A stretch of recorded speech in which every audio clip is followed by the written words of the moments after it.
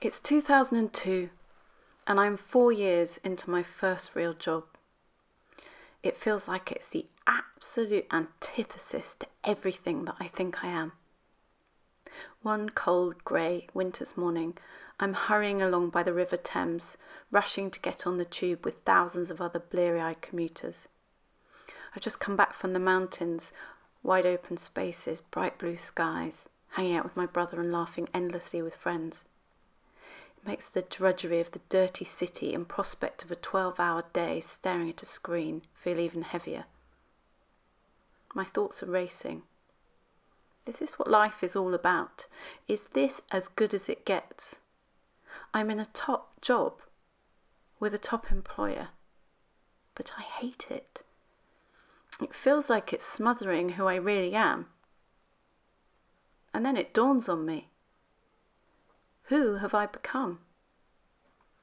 Have you ever felt like that? That you weren't in the right place to fulfill your potential? Or even worse, where you are is making you someone you're not? I didn't always feel like this. Let me paint you a picture, one that I treasure. It's a bright early summer's day, and I'm sat on a picnic blanket with my grandfather's fedora drooped over my tiny 2-year-old head, and his thick-rimmed glasses sat crooked on my nose. He's looking back at me, my tiny little hat perched on top of his head. My mum said I put it there to make him smile, that it was the first time he'd laughed since my nana had died. My whole family said I had a knack for knowing what people felt and needed. And yet here I am today and every day at work, feeling like that's the last thing I'm doing for anyone, including myself. It's comforting to think of myself as wise enough at that age to know how to relieve my grandfather's grief. But what I've come to realise is I was probably just doing what every little human does and mirroring his behaviour. That's what made him laugh, and that's what made my whole family think that I had some special gift for empathy, which was then encouraged and unconsciously repeated and refined. Research shows that neurons in a baby's brain fire in response to a smile from their caregiver. They then smile back, creating a virtuous cycle to and fro. It's believed that this is how empathy develops, and how many of our other behaviours develop through an iterative process. We all have great potential for empathy, which forms the foundation for emotional wisdom, not only allowing us to understand ourselves, but also to infer what other people are thinking. It's what makes us uniquely human, but it can only be developed through interacting with others. We all know nurture plays a role, but we don't always fully appreciate the gravity and depth that this effect has on us. Let me give you a startling example of someone who didn't have our start in life. Oksana Malaya was born in a small rundown village in Ukraine in 1983. Both of her parents were alcoholics, and one night, too drunk to realise, they left 3-year-old Oksana outside. Looking for warmth, she curled up with stray dogs that roamed the area. No one came to look for her, and she stayed living as a member of the pack for the next 5 years. When eventually she was found at the age of 8, she'd become what's known as a feral child. She couldn't talk. She walked on all fours. She barked like a dog and scavenged through rubbish for food. This is a stark demonstration of how the systems in our brain need a model in our environment to not only stimulate, but also perpetuate development. My empathy was developed thanks to my parents' encouragement. And perhaps unsurprisingly, by the time I was a teenager, my aspiration was to become a psychologist. But when it came time to entering the world of work, I found myself unwittingly pulled along by what my peers were doing. I was at a good university, I had good grades, what seemed like the natural thing to do, was to go and work in finance or management consultancy. Indeed, from the ages of 18 to 29, in a period known as emerging adulthood, we do unconsciously look to our peers to shape our decisions. Our brain continues to develop until our late 20s. But social norms have a massive impact on us throughout life. And here I am today on that grey day, heading for a job that doesn't make me feel like me. As I'm walking, I realise that I chose the wrong people to mirror when I left university. It wasn't that they were people I didn't like or respect. It's just they weren't the right people to take me in the direction I wanted to go. So I left my job. I went back to university and studied a postgraduate in occupational psychology, and then began learning from fellow psychologists. As you can see, one of the things that's really captured my attention is how much we are shaped and learn from those around us. I call this mirror thinking.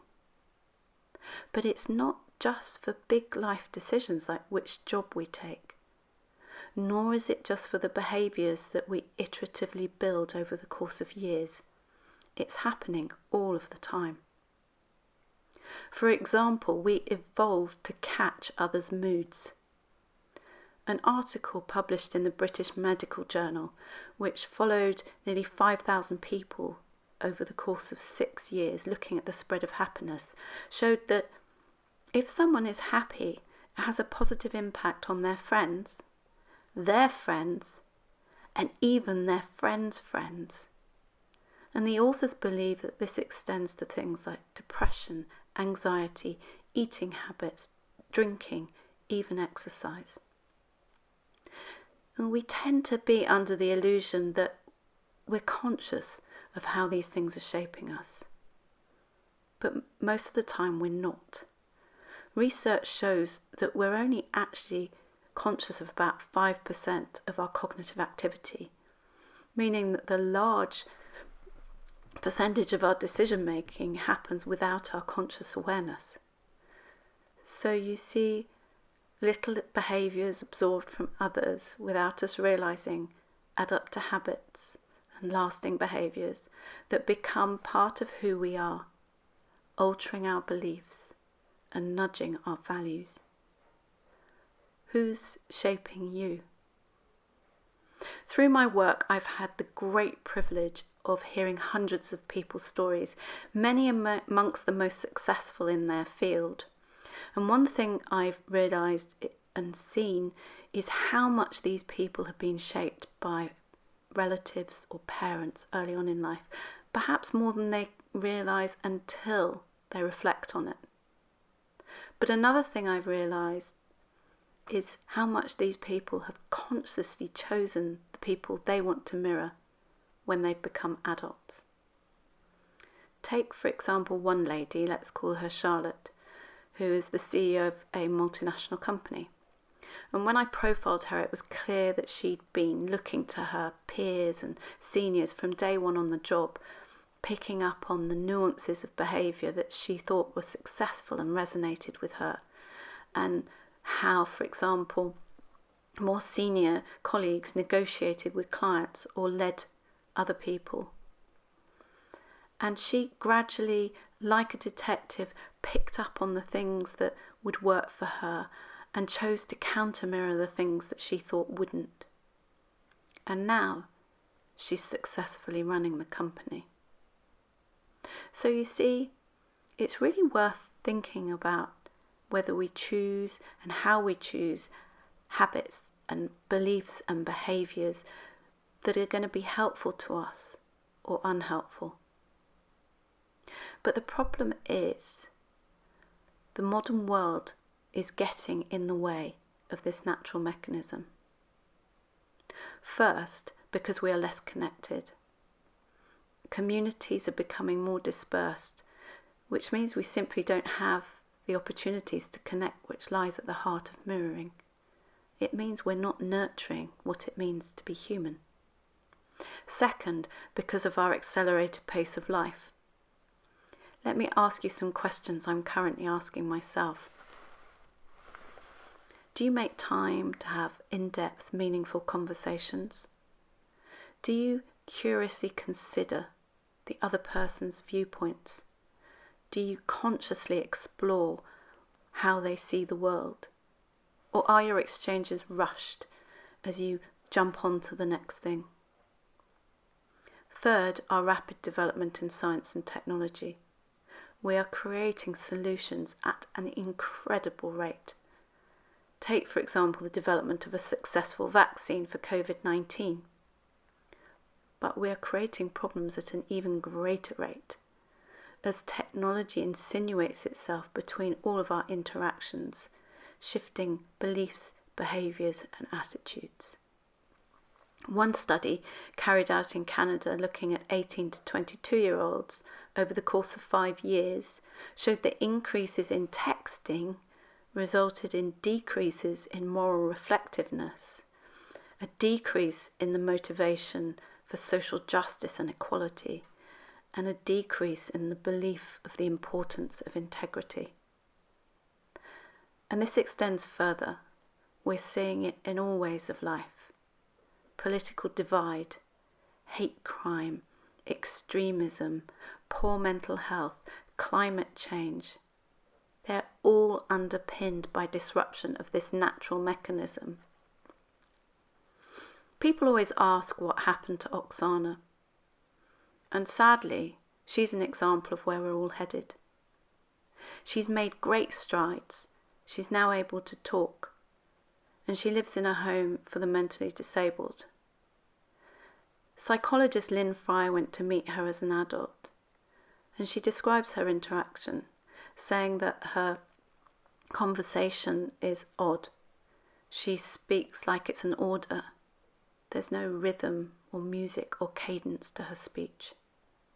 She has the cognitive ability of a 6-year-old and what Fry describes as a dangerously low boredom threshold. Why?